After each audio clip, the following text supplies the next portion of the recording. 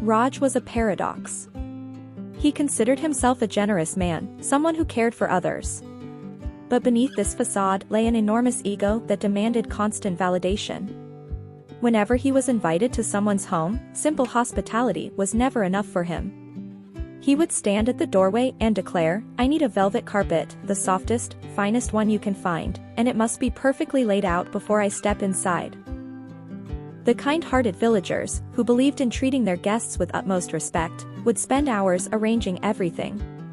They would save their hard-earned money to buy expensive carpets, work tirelessly to meet his demands, all while hoping for a word of appreciation. But Raj? He was never satisfied. There was always something wrong. The carpet wasn't soft enough, or it wasn't placed perfectly, or the color didn't match his liking. One autumn evening, as golden sunlight painted the village in warm hues, a wise traveler passed through. He was a monk with silver hair, gentle eyes, and a serene presence that brought calm wherever he went. As he walked through the village square, he noticed something unusual. People were rushing around, stressed and exhausted, preparing for yet another visit from Raj. An elderly woman was counting her savings with trembling hands. A young man was hurrying to the market to buy an expensive carpet, spending money he had saved for his sister's education. The wise monk observed silently. He saw the burden Raj had placed on these innocent people. This man doesn't realize, he thought, that his arrogance is stealing the peace from these gentle souls. Perhaps he needs a mirror to see his true self. The next day, Raj arrived at the village chief's house with his usual air of superiority. He was ready to make his customary demand.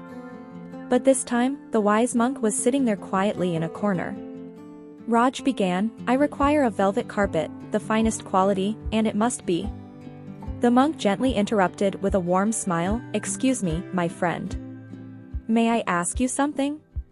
Raj, surprised by the interruption, nodded.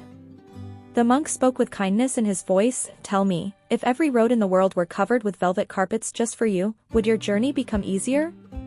Or, if you simply wore soft velvet slippers on your feet, wouldn't every path become comfortable for you?"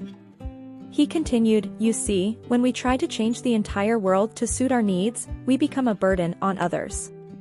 But when we change ourselves, we adapt, and the whole world becomes beautiful for us."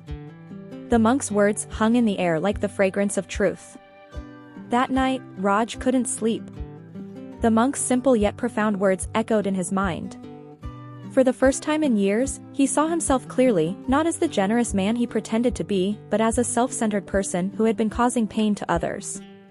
He remembered the tired faces of the villagers, the sacrifices they made, the stress he had caused. Shame filled his heart. The next morning, Raj walked to the village square where people had gathered. His head was bowed, his voice humble. "My dear friends," he began, his voice breaking with emotion, "I owe you all an apology. I've been blind, consumed by my own ego.